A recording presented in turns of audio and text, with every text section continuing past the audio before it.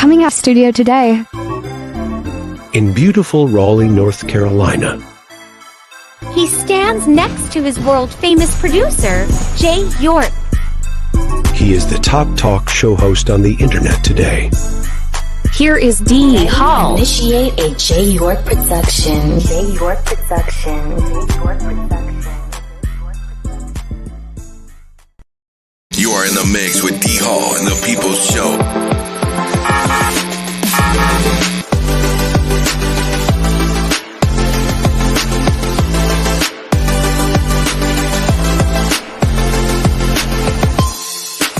Coming to us out of studio today in beautiful Raleigh, North Carolina. He stands next to his world-famous producer, Jay York.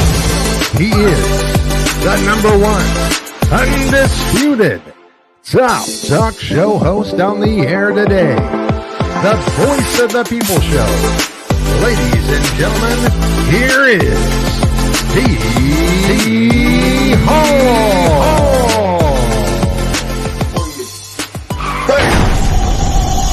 Jay York production.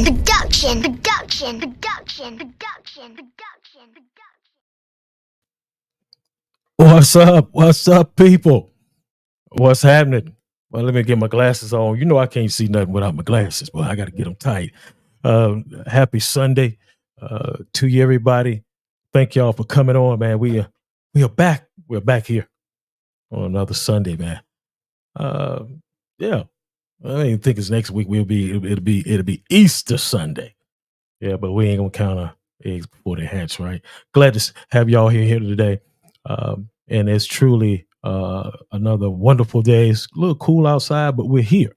Got a lot to talk about. Got a guest on today, co-trainer, Michael Williams Jr. I'm glad to have him on. Been hearing that name ringing from Michael Williams Sr. so long that I finally got him on my program. But before we get started, this is an online talk show. This is a program. That is the work of talking discussion. Sometimes I get twisted there. This is an online talk show that educate adult audiences. Parental advisory is advised. Some things may not be sensitive for children. So if you would, watch your kids, because we say some things that, sometimes might be out of the way now because we get a little, ruckus up here on this joint sometimes. You dig what I'm saying? Hello to you, Philip Bodine, my man. What's happening? Yeah, part of that Michael Williams Jr. and Senior crew. What's up, man? That's family right there, boy. You better believe that. Hello, Jackie Bowers. Jay York is in the house. Look, glad to see y'all today. First and foremost, you can always call in on this program. The number is running across the screen. You can call in, ask questions, speak to me. Well, you don't have to speak to me, but let you talk to the guests. You also can call through the Facebook Messenger if you want to join us today for the next 30, maybe to 35 minutes. Look, I'm running my mouth. Let's get the man in. Let's get him in. I know he's ready. He's itching. How you get money in your hand. Well, you get, your hand go to itching and you think, man, I'm going to get me some money. Well, my hand's itching and I got my man, Shakell. Yeah. Did I say that right? Let me get him in, man. Let's go, y'all. Before we do, let me say this. Before we do, I want y'all to do this right here. Give yourself a round of applause for being here with me and Jay York today.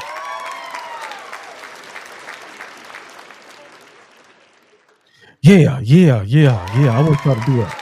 Give yourself a round of applause. Yeah, that's what I'm talking about. All right, here we go. Let's get him in. I'm running my mouth long enough. Let's go. There he is. I hope he didn't go to sleep on me. No. Good to see you, man. Thank you for coming on and being a part of the program today. First and foremost, I want to say hello to you. Thank you again. I've always heard your name around Michael Williams Sr. and Jr. all the time. And I said, I love to get him on the program. But you're here with me now. And hey, let me give you a round of applause for being here. All right, if you would, Tell the people who you are and where you're from. I'm Khalil Shakell. I'm originally from Philadelphia, North Philly to be exact. Now I live in Fayetteville, North Carolina. Great. From Philly. I'm glad you said Philly. I'm glad you said that because there's a lot of great boxers that come out of there. And this is what the show is about today, boxing. And we're going to get into a lot of that. But let's talk about what you just talked about, what you just said, shall I say. You said Philly. Philly's is a home of boxers. Bernard Hopkins, Matthew Saad Muhammad, Joe Frazier Jr., Stephen Fulton. But what I want to know, how did you get involved in boxing? Right. Initially through my mom. And like I said, Philly is, I told people Philadelphia and boxing is like football on Friday nights in North Carolina. Everyone's doing it. So either you're in the gym doing it or you're in the neighborhood doing it, and some old head is teaching you how to box. But I initially got into it through my mom because I used to get into a lot of fights. So she wanted me to learn how to box. She figured that'd be a better thing to do. So I started learning officially the way you're supposed to learn. I didn't like it. And the reason I didn't like it was because of the discipline that was involved. So I continued to mess around with it for a long time. Probably from the age of 11 all the way up to I left Philly to go into the military. I just continued to mess around with boxing, and that's how I landed. But you mentioned Matthew Saad Muhammad. His boxing gloves was the first pair of gloves I had. My mom got them for me, and actually with Matt Franklin's because his name was Matt Franklin because he was homeless or abandoned, and they found him on I think Ben Franklin Boulevard, something like that. So they gave him the name Franklin. So my first pair of gloves were actually Matt Franklin gloves, which was Matthew Saad Muhammad. I still got a picture around here with me and Matthew Saad Muhammad. You know, when he was older, and I came back to Philly one time to visit when I first went in the military. But he actually was my favorite boxer growing up. I used to love Matthew Saad Muhammad. Yeah, he was back there in the 80s, I do believe. I think it was. Yeah, I think it was back there in the 80s. I want to say hello to some people. I didn't mean to cut you off. Go ahead. You got something to say? Go ahead. I would say he just had some big battles with Dwight Quaid back then. Yeah, back in the day, he sure did. Had a lot of battles back there in the 80s and coming up into some parts of the 90s. But yeah, I want to say hello to some people that's always coming on. Tony Burgess, out of what is it? Tony, the man, always around at the gyms down at Burgess Boxing and Fitness out of down there, Fayetteville, North Carolina. Good to see him. Spicy Gray, hello to you, another host. Thank her for coming on. She has a great show over there also. So she's just stopping by, I'm quite sure. As we move further, man, was boxing, was it that actually your first sport that you got into? Was that your first sport? No, actually, my first sport was probably football and basketball. I was a very good football player, a very good basketball player. Boxing was kind of something just on the side that we did. So, like I said, my mom got me involved in it, and I would be playing basketball in the neighborhood, playing football in the neighborhood, and then every now and then I go grab the gloves after my mother's former boyfriend would train me. He was an older guy. He boxed for a long time, and then I gloves me and some of my friends, and we would just box. And we put an orange pill in our mouth because we didn't know you need mouthpieces. And my first love was actually football. And then I had a friend down there. He played basketball all the time. So he's like, man, start playing basketball. So then I started playing basketball. So and so basketball took over for probably the longest. That was like my number one sport. And then boxing probably came back to life when I decided I was going to the Army. I still messed around with it, but in my serious note was basketball. I'm gonna give me a basketball scholarship. Some of the dreams you have. And then I decided I'm going to the Army. I said, my last year, probably before I went into the Army, I really, really started focusing on boxing because I wanted to be an Army boxer. Yeah. I was just reading T-Bone. T-Bone, I hadn't forgot about you out of Fayetteville. My man there. He's an entrepreneur. He does a lot of different things there. He says boxing is all about teamwork, training, fighter, cut man. Okay, this is what he's saying. It's all about teamwork. The trainer, the fighter, the cut man, much, much more. And let's not forget, it's a very dangerous sport as well. And he says he respects all boxers. Yeah. If y'all want to call in the number, y'all see it 919-410-8736. Y'all welcome to call in. If you have a question or just want to speak to him and say Hello. You got into boxing yourself. You was in for yourself. How long was you in boxing? I boxed competitively somewhere around 15 years, I think. Wow. Yeah. You was in it for a long time. Yeah. Amateur and pro. That's all I Yeah, you was in it for a long time. Wow. Jay York. Jay York said, "What's up, man?" He's saying, Jay did your promo for you, man, and he's here watching you and popping up here and there. But he's on too. Also, thank him for coming on. He is the producer and the manager of the program. Tell me something. You've been in boxing, you say 15 years. What have you seen change from those 15 years to right now? Okay. From my time of competing in the amateurs, I would say, this is my perspective. In the amateur boxing realm, I don't think the skill level is as high as it was when I came along. Right. I don't say that to be critical of current boxers, because a lot of young people are doing well. But I think partly it lies on because of the some of the judging you see. So you have guys turning away from the sport now because judging is not as, for lack of a better term, fair as it should be. Right. I think when I came along, when you say you go to try to make it to the nationals, to make the Olympic team, you have to really box your way to get there. Now, if a person has the money to pay to go out there, they after certain tournaments, they can just go out to the nationals and box. At one time, you had to earn your keep. Like if you didn't win your state, you didn't win your regional, you weren't going to the nationals. Or for the Army, we had to win all Army, went in the service, and then we would get a bid to say the Olympic trials. It's a military bid you would get. I think now, I think it's a little, I would say it's more challenging from what I see from the judging standpoint. I don't think, and again, I don't know, Sam, in my small zone of where I'd be going, I don't know if guys take it as serious as they did when we were coming along.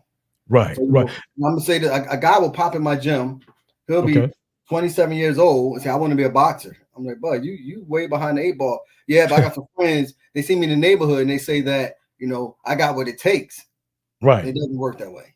Don't work. You have a few who be 27 and they're just good, they're talented, they're skilled. They have a quick learning curve and they're going to be successful. But for the most part, it's like, but there's a process to this.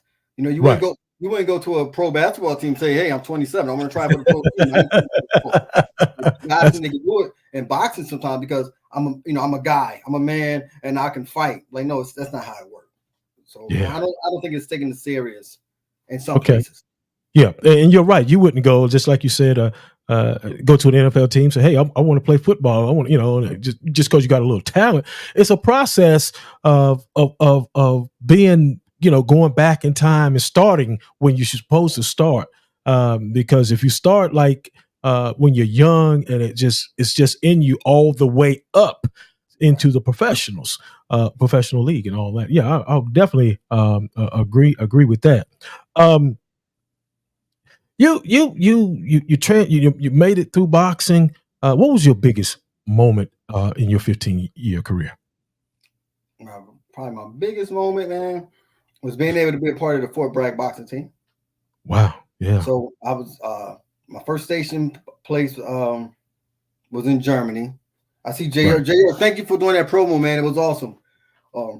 My first station, I was in Germany, and I was boxing there. Doing very well, boxing and playing basketball, doing very well. And I just started tracking bases in the States, like who had boxing teams. So I would stay up late at night. We had something called AFN. That's what you watch the news on, the sports. And I saw first I saw in the service, I saw a lot of guys on Fort Bragg, and they were winning. These guys were good. So now I'm looking in the paper we had over there, and I'm watching all these tournaments. I see Fort Bragg. So I'm telling people, I'm like, I have to get to Fort Bragg to be on the boxing. Like they got guys there who can fight. So my biggest thing, I ended up working it out where I can get to Fort Bragg. Once I got to Fort Bragg, I go into the little, you get in process, and I'd already been making contact with coaches here. One of the top coaches, Uncle Bradley, was from Philly as well. So I get here, I go over to where we tried it with Callahan. I say, hey, I'm here to try for the boxing team. I contact y'all, and I went through the whole realm of here you go. Take your gloves, take your mouthpiece, take your headgear, and get ready. I had to get ready with one of my closest friends, Pat Washington. So I got my stuff on, and all the guys from the Fort Bragg team is over there just looking at me like, who's this guy? You're not part of this club yet. And I ended up, so me and Pat Washington got in the ring. We had to spar a couple of rounds. And then after it was over, the great Coach Grant, that was our coach, he told me, he said, hey, son, great job. You're going to be a part of this team. I'm going to cut your orders. Because when we fought for Fort Bragg, only thing you did was box. You didn't do soldiering. That's all you did. Just box. That's all you did was box. So my greatest thing, I would say initially would be making the Fort Bragg boxing team. Wow, that's wonderful, man. That is great. Man, yeah. I mean, because you indulged yourself and you was in there. So that was the biggest thing. Great. That was wonderful. Jay says, what ages do they start training you at? Are you saying kids? What ages do you? I think he's saying maybe kids. What ages do you start training? When I was training the kids group, I no longer train kids group. I've been training people so long. I started training people back in 2003 or 4. Oh, okay. So yeah. I opened my facility back at the end of 2006. But when I was training kids, I would start training them at age 7. Age 7. Okay. Age 7. Because in amateur boxing, you can actually start at age 8. Okay. So training, I was starting training at age 7. Except for my 2 sons, I started training them at age 5. Right. I would start training them at age 7, and that way, if parents are interested in them boxing, they have a year into training before they actually, box. You give a kid 12 months to train, he should be good within that 12 months to go ahead and compete. So for me, it was age 7. Now I started at age 14, and it's all one group. So my 14-year-olds are in there with my 35-year-olds. Right. I had 2 assistant guys who helped me out. So we now started at age 14 because I had to cut my time back because I had so much, so many other things going on, involvement with my sons and other personal, business and ventures. So I had to cut back some. Yeah, great. Okay, yeah, that was Jay asking that question. I want to say hello to some people that's coming in the program today. Shantice Shakell, another host out of the Midwest, and she does a lot of Southern soul artists, and that's what she does, and she does a damn good job of it. KT Mac, what's happening, my man? Straight from the TikTok. What's happening, brother? Good to see you. Man, it's people just storming in here today, boy. I'm telling you that right now. I love it. Y'all need to keep doing that and share the video. I'm gonna tell you right now, you need to share the damn video. Hey, I'm gonna give applause for that. There you go. Share the video. Y'all come up here. You talk. You want to look and be nosy. Share the video. Help me out. Work with me. That's what I'm talking about. But I'm not saying y'all nosy. Just messing around. Here we go. You got a gym. What made you get a gym? Is it in Fayetteville? Yes, in Fayetteville. Right now, I think I'm the longest running gym in Fayetteville. So, wow. Yeah. Okay. Now the story is unique, man. How I got my gym. A gentleman had started, I guess, he had a gym basically, and he was trying to train people there. He had a couple of guys helping him who really didn't know much about boxing. So he ran into me one day, and he said, Khalil, I hear you back in the training. I started helping guys out on Fort Bragg. Let me cut back real fast. Okay, go ahead. When I finished my pro career, I stayed away from boxing because some I would say unfair things happened where it made me end up to start disliking boxing. I had some losses that weren't losses, well, I thought wasn't losses. So I kind of stayed away from the game of boxing. And when I got back into it finally, I was helping out on Fort Bragg. Mr. Fleming, very well-known gentleman around here, came to me about helping out. So I'm helping out on Fort Bragg. The guy, going back to when I was saying about the gym, he came to me one day and said, well, I'll be willing to help. His trainers train guys in the gym, the location I'm at now. So I said to him, help. What do you mean, like help? He help to learn how to train people. I said, not for free. I said, no offense. I said, it's about business. And it's about business. I said, now I will come out there and help mentor the guys in coaching, but it's about business. So he said, okay, we sat down, we did a little agreement. So that's what I started doing. I was helping them guys out. I contracted with them. I was helping the guys out, train people. Right. And during the time they had a lot of kids in it, I saw these kids needed direction. So I started offering social skill classes on Saturdays on my own. So I'm offering these social skill classes. I have a background in education and social work. So I'm offering these social skill classes to the kids on Saturdays. And part of the process was if you don't come to class on Saturdays, you couldn't train during the week. I kind of just put that in. The parents went for it. Parents like, yes, okay, no problem. So one day a gentleman's up there, he's fixing the other side where my building's at. He's up there a couple times. So he comes to me one day, he says, I'm taking my bags down because now this gentleman who's fixing the place up, I'm taking my bags down because the gentleman, the guy who had me contracted me, he's no longer going to be involved in the boxing. He don't want to re-up his lease where he's at. So the gentleman comes to me, he says, the gentleman who fixing me, he said, what are you doing? I said, I'm taking my bags down. I said, because the guy's name, I said, he's no longer going to be doing boxing. He said, why don't you start your own program up here? I said, I don't know the process to start my own program. I don't even know who artists belong to other than the bags belong to me. He said, well, I'll tell you what. He said, I like what you've been doing on Saturdays when I come up. I'm hearing you talk to these young men. They need that. He said, how about me and you sit down and talk about you starting your own program? So then I said, who are you? He said, I'm the owner of this building. He said, I own this building. I own the building behind it. I own that parking lot that McDonald's have now. I sold them that. He said, so that's who I am. He said, I just don't look like it because I do all the maintenance work too. He said, so how about we sit down next week and come up with ideas? So we sat down. We went into the business as business partners.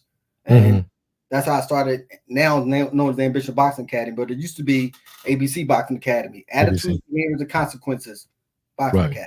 So that's how I started. Gentleman heard me talking to the kids on Saturdays, teaching them social skills, and he said that was something that's needed. So we sat down and boom, that's how my facility.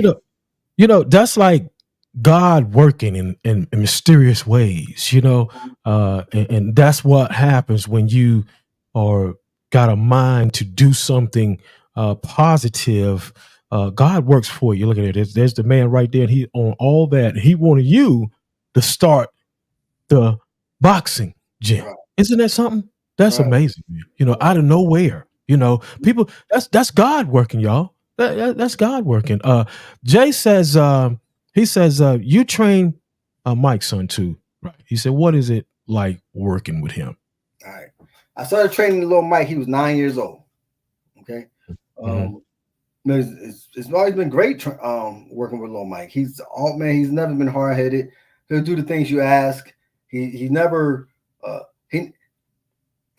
say question you, if that makes sense. Like you have guys, you'll tell them to do something and or suggest they do something, they'll tell you why they shouldn't do it that way. And I'm like, you don't have enough time in the game. But little Mike, it's always been a pleasure training little Mike. I trained him all through his amateur career. When he first turned pro, I wasn't involved initially because I had so much other stuff going on. So he's his dad had him. Then I ended up coming back on. But I've been training him, man, forever, and it's always been a pleasure. Like it's always been a pleasure. He's just real laid back. If you met him, he's a real laid back guy. So even when people, you always gonna have people who say things about you is not the most positive. He's not one of the ones you say things like that about because he's such a laid back, nice man. He is. Yeah, but it's always been a pleasure training him, man. He does whatever. Like we have a great relationship. It's like an uncle-nephew relationship. So that's great. If he come in the gym, like, hey, Michael, I'm glad you could join. He's like, Coach, why you call me Michael? I'm like, that's your name. So he's always been a pleasure training him, and he's always worked hard. Like, so it's never a thing where you say you had the people who don't really want to put the work in. Mike really has always put the work in. Even when he was a little kid, and when he came along, when I started training him, I had a group of JOs. That's what we call the Junior Olympians. Man, we had a bad squad. We used to travel 7 to 8 deep. Everybody could box. Mike came in and he fit right in. Yeah. But he's always been a hard worker. So everything you see now about him, it's always been the way it is. And I've met him about 4, maybe 5 years ago. Maybe 6, because I met him in Charlotte, and just such him and his father, tremendous people. They just, Mike, like you say, Junior, is just a laid back, cool dude, and I want to give him a round of applause. And you for you got it locked with wrong thing, yeah, bro.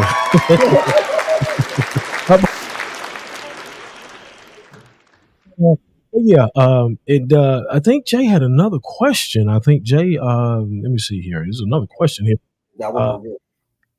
Here we go. It says, did you and Roy work together? Roy Jones, did y'all work together? I've never worked together. Never worked with Roy. I met him a few times when he came up. Right. Early in Mike's career, when they came up, we had the fight in. Mike was getting ready for the fight in New York. He came up, but I never worked with him like as a co-trainer. Well, okay, good as trainer. Okay, co-trainer. Yeah, got you. I never worked with him as a co-trainer. I probably would have liked to because I think our ideologies, and we know great. Roy Jones was one of the greatest in boxing. We know that. Oh yeah. But I would definitely say that I think some of our ideologies in training is different. Different. So right. I tell people from my experience of this, say, observing some, shall I say, that Roy had the skill level to do things you just didn't teach.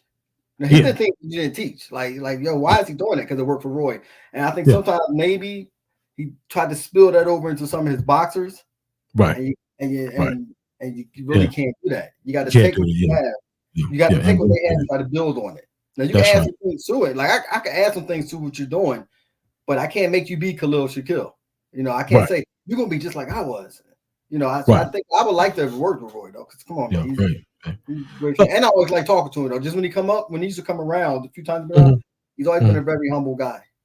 He's been very humble. Like, some people, like, he could have been like, I'm Roy Jones. But he's always been a very humble guy the few times we did interact with each other. I will say that. That's great. Hey, speaking, let me show the people a little bit of you working with Mike and y'all working together. Y'all just check this out here for the next 15 seconds.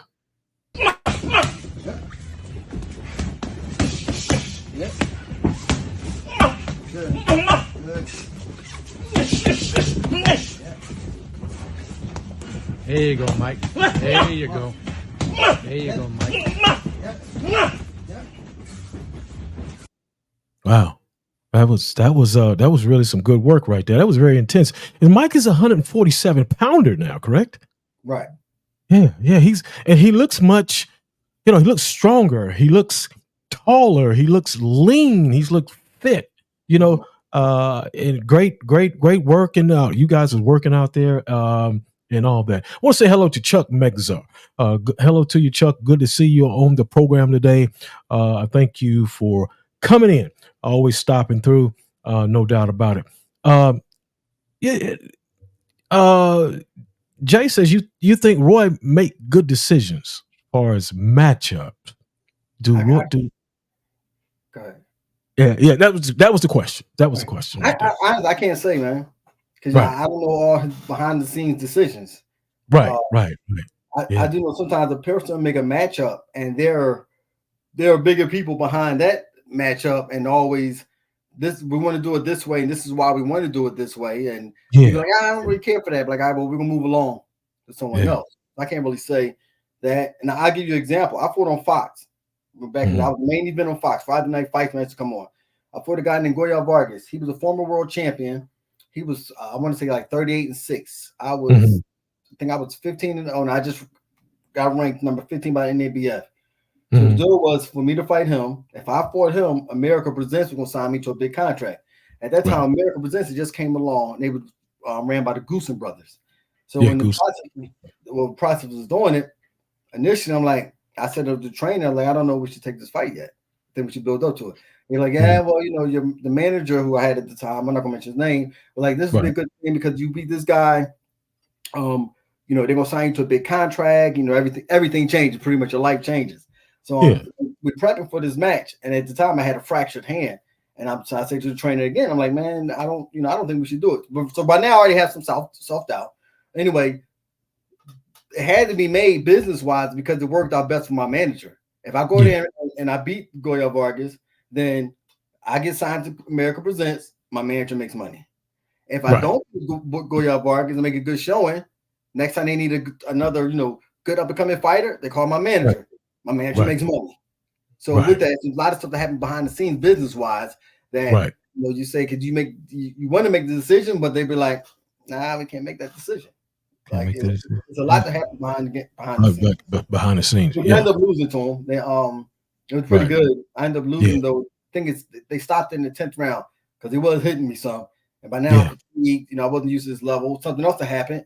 I didn't get a chance to see him weigh in either. I didn't see him weigh in. My trainer didn't see him weigh in, and my locker room was the boiler room. So psychologically, this stuff is put in place sometimes to distract young fighters. But people Yeah. who don't know behind the scenes what happens, they just think like, oh man, that just didn't work out. So long story short, I can't say, but Roy, I can't really say, man, because I don't know all the business deals that's happening. Yeah. Okay, great. That was a good answer for that. If somebody come into your gym that never box and but they want to, what is the first process that you do as a trainer? When we first start training, we're starting from the basics, from the ground up. We're gonna work on the stance first, how to move the left, the right. When you're throwing this punch, it looks like this. When you're throwing this punch, it looks like that, and that's all we're working on. So I might have a person come in, and we're gonna work on the left, right. The movements of feet, how you when your stance and how you move. The stance being your feet, your knees, your hips, your hands, all the way up to the top. And now I'm talking about the two basic punches. The initial punch, the most important punch of boxing, in my perspective, is the jab. So we talk a lot about the jab. I tell them the jab is like a steering wheel of a car. You could drive the car without a steering wheel, but I wouldn't suggest it. So right.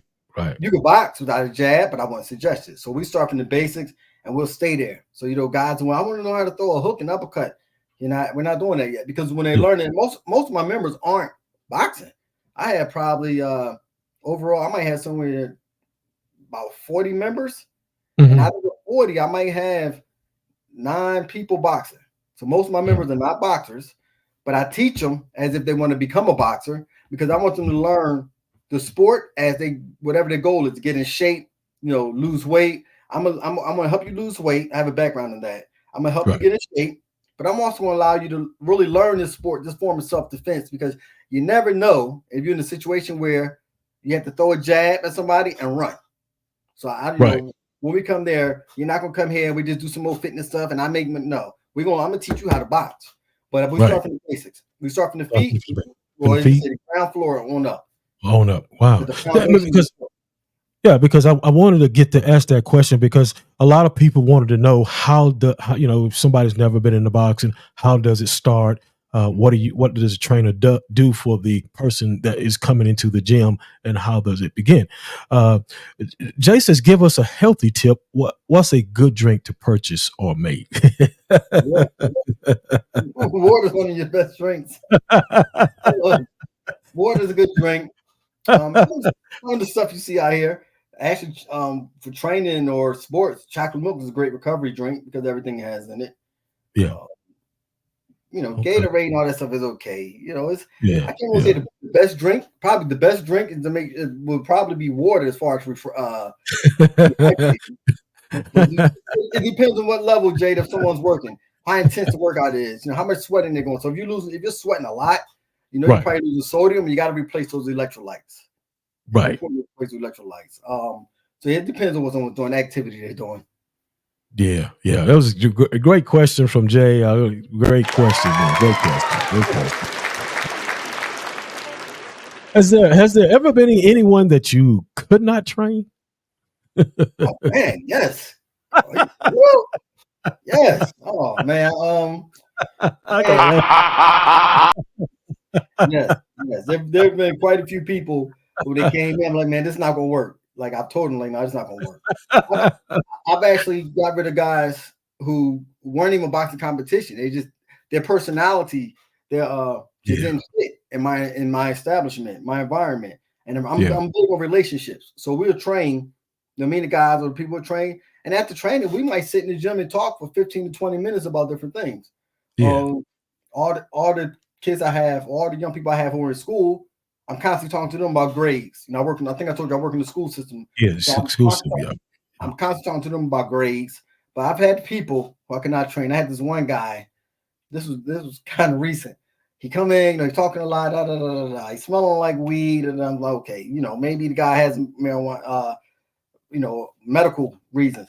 So I go ahead and work with him. He's not listening. Like his energy in the gym was totally wrong. One little Mike, like, coach, what's up with that guy? So his energy was just wrong. But I travel 2 hours with this guy.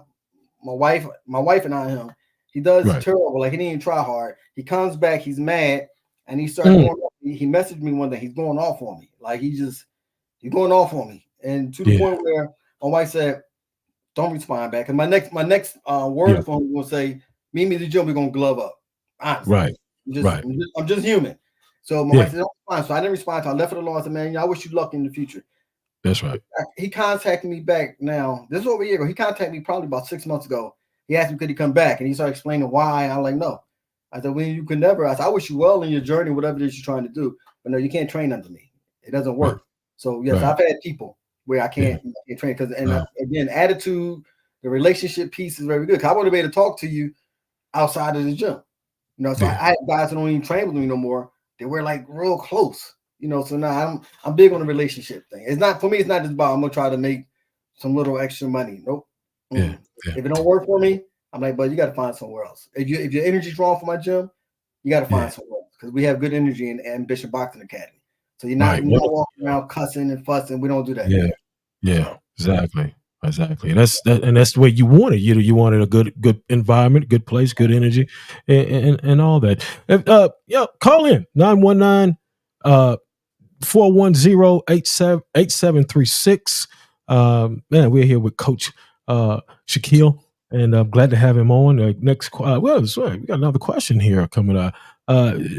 T-Bone out of Fayetteville, North Carolina says, "Do you feel boxing is changing? If so, in what way?" Changing. I think it's being more. I think it's being more exposed now as a business. If that makes sense. It's always been about business. It's always been a business. But I think now more people, due to possibly social media, can see that it's a business. And it's about, for the most part, it's about money. Money. I think it's not as, it's almost not as interesting now as it was at one time. You think coming along back in the day, about the best fought the best. So Tommy Hearns, Sugar Ray Hearns, Sugar Ray Duran. Nowadays, guys are saying they saying, hey, you're gonna get 30 million, and guys are saying that's not enough, to fight this guy. So I think it's changed. I think politics is big in boxing, always has been. But I think now we get to see it more because of the social media. Right. I don't enjoy it as much as I used to. Right. Okay. The question here is from Jay. It says, does it frustrate you sometimes training some people? Ever get someone that never listens to nothing? As far as I've had people say, guys people there who just training. They're not trying to box competitively. They just want to train, and I'm teaching them. And they be with, well, I learned this, that, and I learned that. I kind of leave them alone. I let them do what they want to do, because they're just there for a workout for the most part. So after a while, I'm like, all right, man, I'm going to do it your way. Dues are paid. I don't do refunds. So I've had that. Now, guys who actually box for me, I've told them, like, if you're not going to listen to me, you can't box under me. It's not a personal, like, I dislike you. However, and this example I've been using forever. A boxer and coach relationship, a boxer and this coach, or any coach and this player, is almost like a dating relationship. I have to trust that you trust me. Right. So if I say to you, double your jab, then you should double your jab because I see something. I see something. But when you say to me, I'm not going to double my jab, that means you don't trust me. So it doesn't work. If you don't have a trust relationship, it's not going to work. It's not going to work. And I've had that conversations with some, and I wish them well. Like, hey, I wish you well. This is not going to work for me. Right. Okay. I got you, because you're there to train them. They're not there to train you. Right. You know what I'm saying? You don't know anything. You're trying to learn something. So I can agree with you on that. I definitely can agree with you in that sense. Let me add this in too. And I've had great success in my training. Like I had great success as a boxer. And I'm in the Fort Bragg Boxing Hall of Fame. I'm not in the North Carolina Hall of Fame because I don't feel like doing the paperwork. North Carolina never had a boxing commission. When they officially got a boxing commission, the official boxing commission, I'm officially the first boxing champion in the state of North Carolina, as far as being the state champion, because they never had a boxing. So people I think Bone Crusher Smith. I'm like, no, I was, as far as the North Carolina state, because once they got a commission, I was the champion. But the experience level I've had as far as coaching guys. So I've had, out of my one little gym, it looked like Front Street, but I used to train at I've had 6 people win. I had 5 people win all Army. I've had 1 person win all Air Force. I've had 3 people win in the service. I've had I think 4 guys win state Golden Gloves, regional Golden Gloves. And I say all that to say is not to brag, just to press upon. I have great experience in this game as a boxer and a trainer. Some people box, they can't train. Some people never box and they start training. I've had a great success as a boxer, and I've had great success as a trainer. So with that, if I'm trying to offer you some advice on what to do, it's like it kind of makes sense to try to listen to what I'm saying. Yeah, that you're right. I mean, you're 100% right. I mean, because you had success in both sides there. So why not listen to you?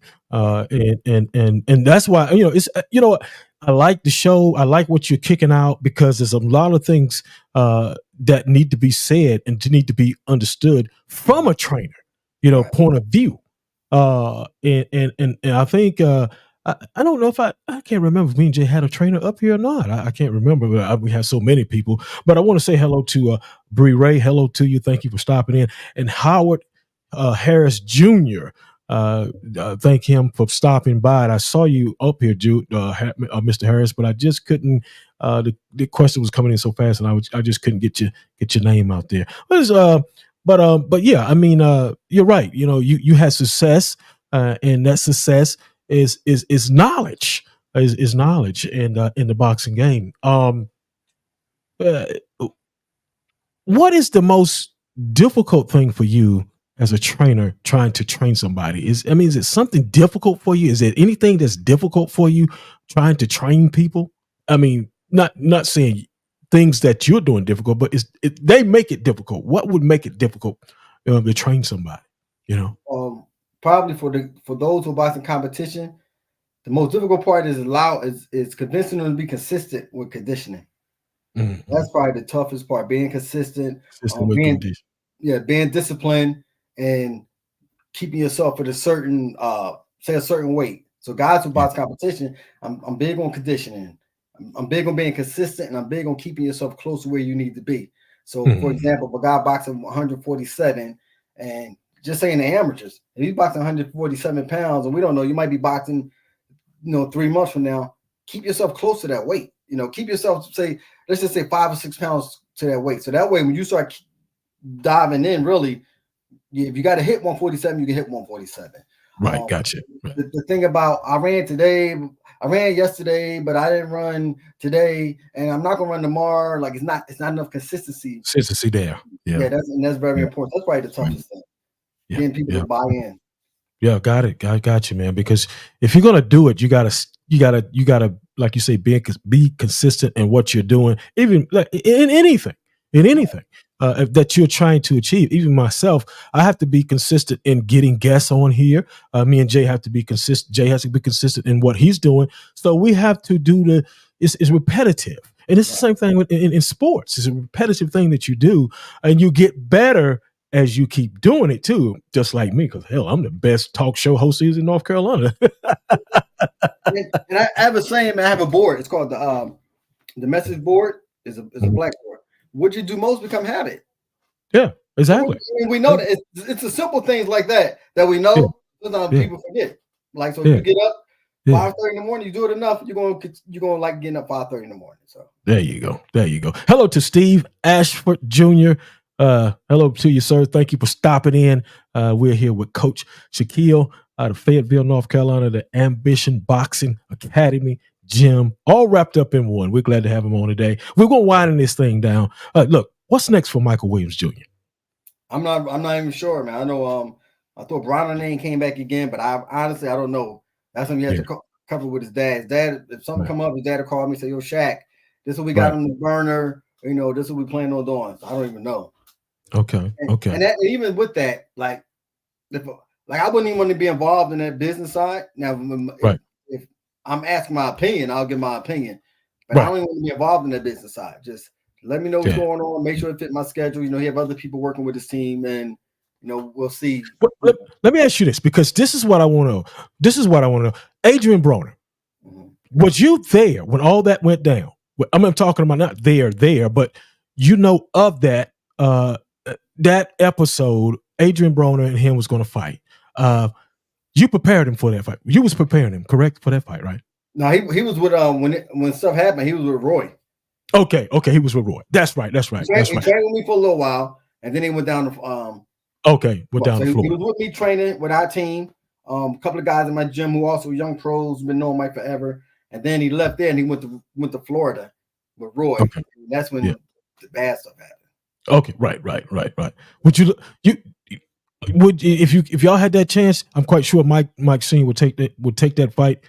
You'd be the man that you and Kevin Harris, can't forget Kevin. Y'all would be the ones that train him, right? I'm figuring so. Yes. Yeah. Okay. Good. Yeah. I think so. When they thought it came up again, we talked about it a little bit. Yeah. Just throwing it out there, because I know that was a big shot. I mean, not a big shot, but it was a big thing about it. That was, it was a big fight for him, and all that mess went down. I just wanted to jump on that a little bit. Hello to you, Hector Rico, my man, Hector Rico. What's up, man? I see you, my brother. Wind this thing down. We got some fights. Let's talk about the few little fights, and we're gonna get the heck out of here. Look, we got fights coming up.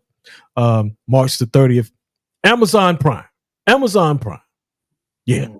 Tim Tszyu.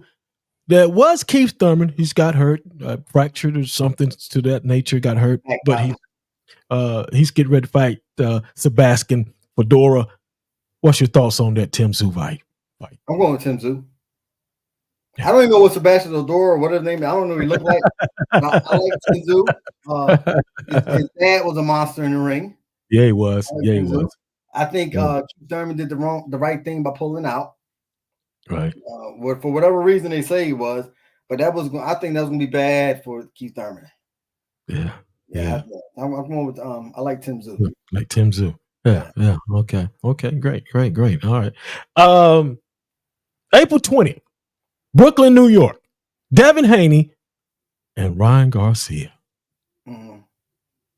Devin Haney will beat him. I'm going with Devin. With Ryan Garcia, in my view, Ryan Garcia has the skills, but I don't think he's there psychologically. I don't think he's there. Now, I don't know. I know he went through some depression. He went through different things. I just think mentally he's just not strong. Skill-wise, the young man can fight. Like anybody say, he can't fight, don't know boxing. But that psychological piece is so strong. Like the psychological aspect of any sport, or anything you do, it matters. And I think with Garcia, I think the psychological piece it's just got it. I agree with you on that. I think you're 100% correct about the psychological thing, the mental, and all that kind of stuff. Hello to you, James Horton. I want to give it. First of all, I want to give everybody a round of applause right now. They're just coming in aboard. We're get ready. Let me say this real fast, man. Go ahead. But I feel Tank beats everybody. Tanks. Yeah. Okay. We're gonna touch on that. We're gonna touch on that just in a minute. Look, May the 5th, Cinco de Mayo weekend. Canelo Alvarez versus who was it? Hami Magoa, whatever. Well, I can't say the name, but you know who I'm talking about. I don't think I've seen the other guy fight. I've seen clips of it. Right. I can't really say. Yeah. I don't think Canelo gonna put himself in a position again where he might lose. I mean, anybody can lose, but I don't think he's gonna. So I don't know what the other guy look like. Yeah. Okay. Well, you taking Canelo, I suppose. Who is the face of boxing right now? Man, I don't know. Honestly, I can't say. I don't know. I really can't say. I think with all these different promotion teams, the person, you got PBC, the Zone. I think Top Gun, I guess they kind of fell off. I think they make their person the face of boxing. I can't really say the face. Yeah. Right. Okay, gotcha. Yeah. Here we go. Saudi Arabia, the Saudis pouring money into boxing. Man, what do you think about that? Honestly, on a large scale, I think it's good. I think it helps boxers some as far as you start talking about money. Right. I think it's a good thing because it's just spreading it. I like the idea. It's more. I don't know. I guess can't even say national. What would it be? More making it more worldly Worldly, yeah. In that sense, in that sense. Yeah, I got, man, it's coming out to me now. Jay says something about Mike Tyson and Jake Paul. Mm-hmm. What's your thoughts on that? You know, Mike Tyson about 60 years old, and he's fighting a guy, I don't know, up under his 20s or something like that. Right? Did they cancel it? No, I think is it still going? I think it's still going. As far as I know. I think Jake Paul will win. Jake Paul. Yeah, it's business. Business. It's business one, and I don't see that. Just say this. My opinion. I don't think Mike Tyson legs would let him catch that young guy. Right. You know, so if Tyson can hit him, he might get hurt him. But business wise, it looks so much more. It looks so much better if Jake Paul beats the great Mike Tyson. Yeah, sure it does. We can make a lot of money off of this. Yeah. And they might say, Mike, we need Jake Paul to win. We can make a lot of money off of this. Mike Tyson, I'm not gonna get knocked out. I know you're not, but when you throw your shoulder out of place and can't continue, Jake Paul wins on the decision. Yeah. So, business. Here, last one. Here we go. You talked about him. We talked Tank. I mean, he's a 135 pounder. You know, he hadn't fought in a minute. Mm-hmm. What you think's next for Tank? I mean, I don't know who he's supposed to be fighting next. I know he just changed. Well, he's got to fight. He's got to fight. What is that fight? He's fighting Frank Martin. Yeah. Yes, Frank Martin in June. Yeah. I think it's June the 5th. Yeah, Frank Martin. Well, that's going to be a good. I think that's going to be a competitive fight. In my personal opinion, you know, he's just a mini Mike Tyson. You know, Frank is very good, a very, very strong. It's gonna be. I think it'll be very competitive. I think somebody's gonna get knocked the hell out. That's what I think.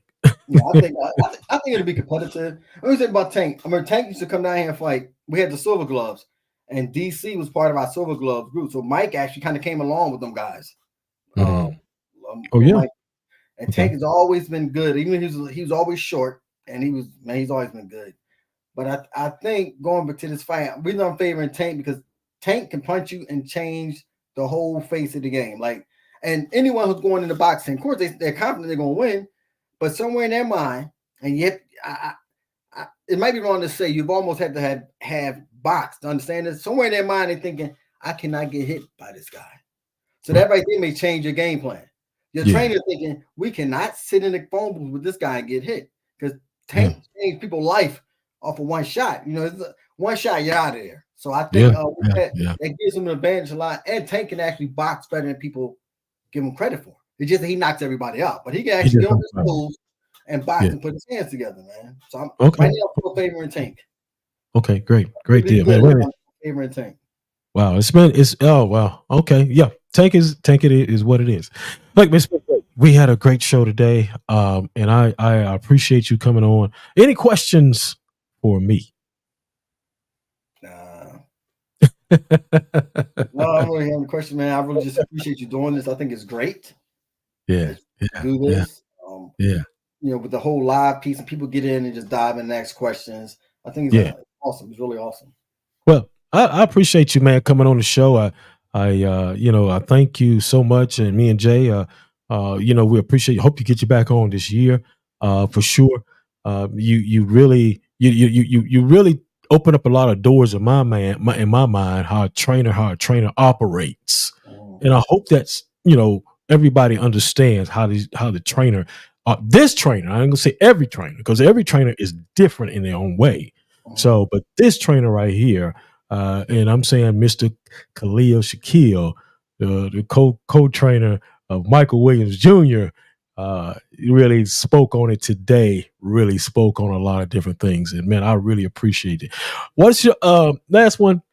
What does the D Hall People Show and the J York production mean to you, brother?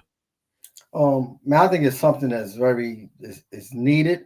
I think it should be, and it's greatly appreciated for you to go on and allow people to have a voice who may not have a voice. Right. So I may never get the big interviews with people because they're like, yo, who's that guy? We heard about him, but who's the guy? So I think you've opened the door to allow the voices be heard that may not have never been heard. Great. I really appreciate that, man. And this is what I want to say to you. You are in the mix with D Hall and the People's Show. This is a J York production. Yeah, I had to get that in there. I'm always doing something, but we only do it right here live on the D Hall People Show. Look, man, we really appreciate you coming in. Thank you so much. You talk with us about the fights, Michael Williams Jr., yourself, your training, how you came up. You summed everything up today for for a trainer, and you really did an excellent job today. Answer these questions, and you people, y'all better stop being scared to call in.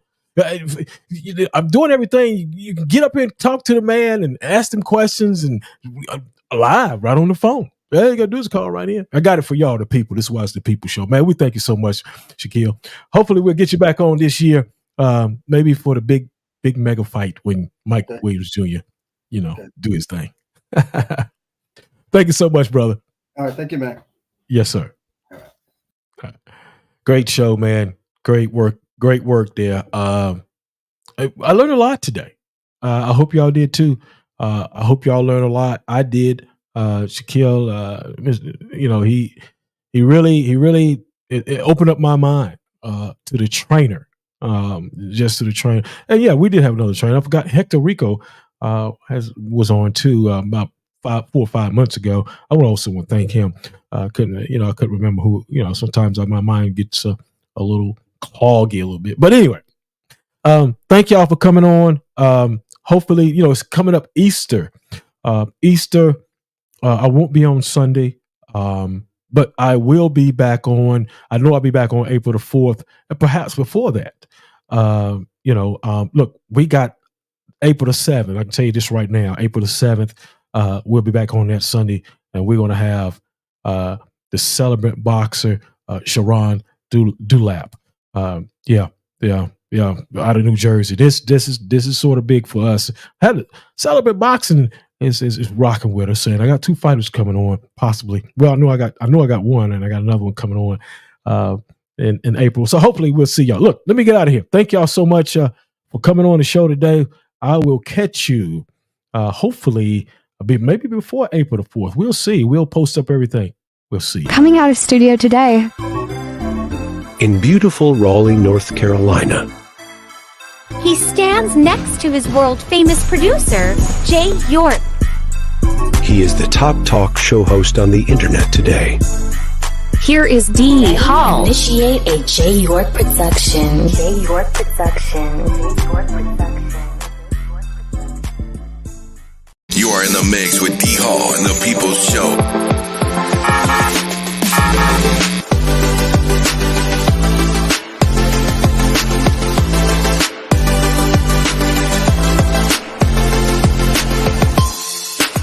Coming to us out of studio today in beautiful Raleigh, North Carolina. He stands next to his world-famous producer, Jay. He is the #1 undisputed top talk show host on the air today. The voice of the People Show. Ladies and gentlemen, here is D Hall.